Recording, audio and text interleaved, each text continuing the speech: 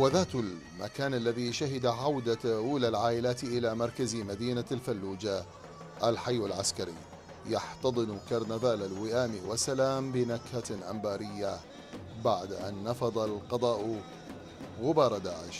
هذه تعني الكثير، تعني السرور والفرح والأمن والأمان لجميع أهالي مدينة الفلوجة ومدينة الأنبار، ونتوقع إن شاء الله أن تتحرر كافة مدن العراق وتبدأ فيها الدبكات وترجع فيها الاحتفالات والأهازيج بكافة والفرح لكافة العراقيين إن شاء الله. نقدم ألف تحية لأبطال القوات الأمنية البطلة التي أكملت التحرير بالنصر العظيم، واليوم تكمل التحرير بعودة أهلنا إلى ديارهم سالمين. تكاتف العراقيون من قوات مسلحة وحشد شعبي وأبطال مجاهدين وحرروا هذه الأرض المقدسة أرض الفلوجة.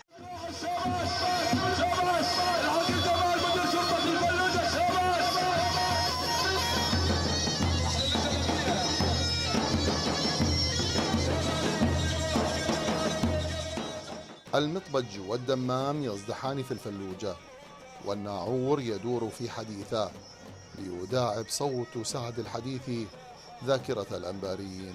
شفت الفرحة مال المواطنين يعني اللي من دخلهم الفلوجة يعني ما توصف، والحمد لله والشكر.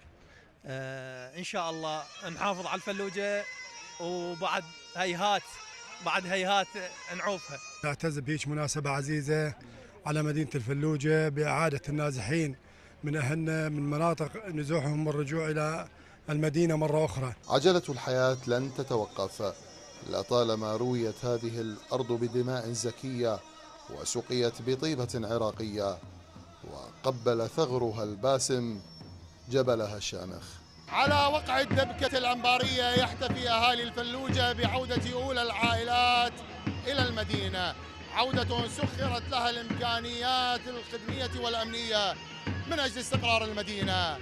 من الفلوجة المحررة غيث طلال، العراقية نيوز.